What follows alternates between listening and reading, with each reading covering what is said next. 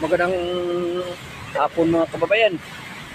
Dito tayo sa Magallanes, no? Pauwi tayo mga kababayan, lahat ng mga viewers.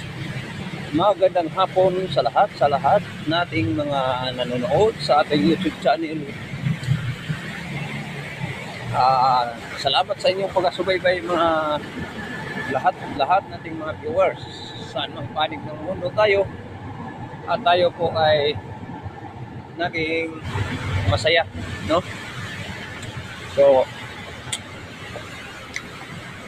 ano bang pag-usapan sa ang ating pag-usapan mga lahat nating mga viewers? Kailangan both straight sa eleksyon. Yan ang magandang mga paliwanag na hindi tayo mabudol. Kasi kapag mabudol tayo, wala. Pagsan ang ating administrasyon, mga kababayan. Dahil umaasa si Tatay Digong sa ating boto, mga kababayan. Kaya sinasabi ko,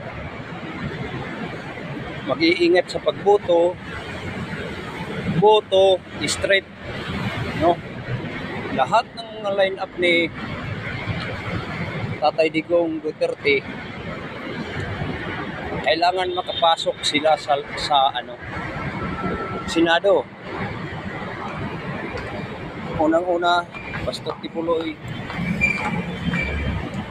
Dante Marcolita,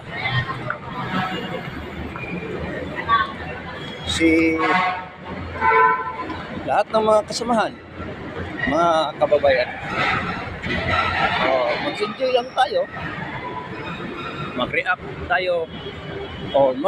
tayo, mag-comment, pinutin yung button para updated tayo araw-araw, mapanood ninyo ang ina-upload natin, mga lahat nating mga viewers.